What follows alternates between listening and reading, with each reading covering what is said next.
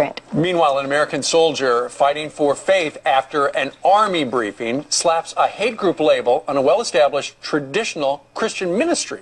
That's right. The presentation linked the American Family Association to hate groups such as the Ku Klux Klan, neo-Nazis, Black Panthers, and the Nation of Islam. The soldier was so enraged, the fearful punishment for his own Christian values, he reached out to our own Todd Starnes. Hey, Todd. Hey, good morning, guys. Good morning. Yeah, this happened down at Camp Shelby in Mississippi, and the soldier was part of 50 active duty and reservist troops that had to attend this mandatory session.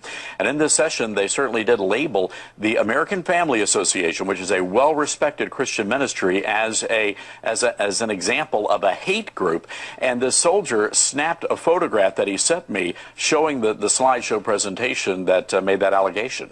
And you know, later on in your story we were reading the reason the Army had for designating that group a hate group was because they opposed gay marriage. That's right. And this is not the first time this has happened. Back in April, I had several stories, and we had reports from around the country of similar sessions where this group and the Family Research Council were labeled hate groups, domestic hate groups. And also another briefing, and I believe this was in the Air Force, labeled evangelical Christianity and Catholicism as examples of religious extremism.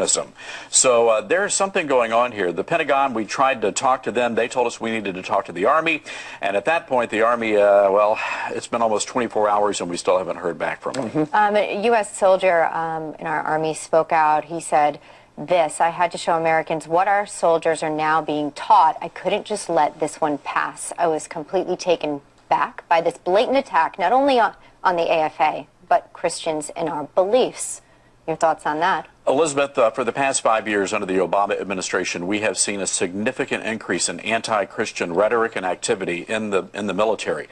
We know that this is coming from civilian lawyers at the Pentagon, and many of the troops are very, very nervous about their careers. We've talked to so many soldiers who say they're going to be getting out of the military as a result of this anti-Christian activity that seems to be directed specifically at Christians. But here's what I find interesting, guys.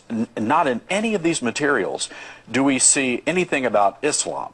It's always about evangelical Christians or Catholics. Labeled as radical and extreme. That's right.